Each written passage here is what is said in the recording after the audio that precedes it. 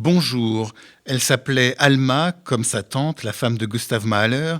Elle fut la fille d'un des plus grands violonistes du tournant des 19e et 20e siècles, Arnold Rosé, lequel était marié avec la sœur de Gustav Mahler.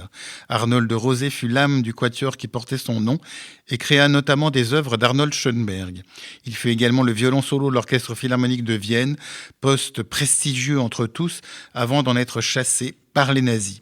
Une biographie exceptionnelle consacrée à Alma, sa fille, est parue aux éditions Notes de Nuit.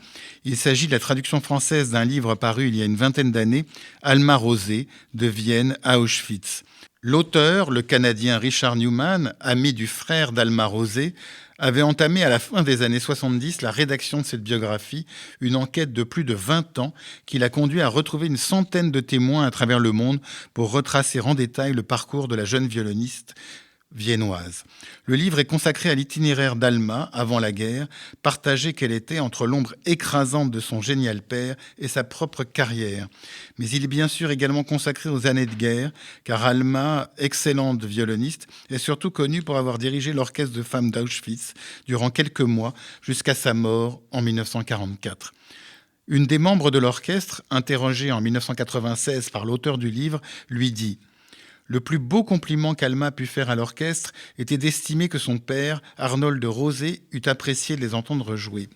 Elle nous parlait souvent de lui et nous dit à plusieurs reprises, c'était une quasi-prémonition, que si l'une ou plusieurs d'entre nous survivaient au camp, il nous faudrait aller voir Arnold et lui parler de l'orchestre. Lors d'une interview donnée à la BBC en 1996, Anita fut amenée à se prononcer sur les qualités musicales de l'orchestre. Lorsque j'y repense, j'ai du mal à répondre à cette question, finit-elle par dire. Nous n'étions pas aussi mauvaises que nous l'aurions dû, étant donné qu'il n'y avait pratiquement aucune professionnelle parmi nous. Mais Alma Rosé avait mis la barre extrêmement haut. Alma avait-elle compris que c'était la seule manière de garantir la vie sauve aux musiciennes ? À cette interrogation, Anita répond de la manière suivante.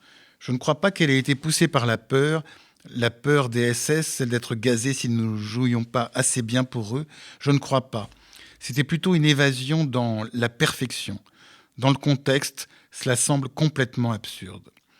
Je signalerai pour être complet que ces éditions Notes de Nuit ont fait paraître également des livres consacrés aux deux grands chefs d'orchestre juifs allemands et autrichiens exilés et réfugiés aux États-Unis que furent Bruno Walter et Otto Klemperer.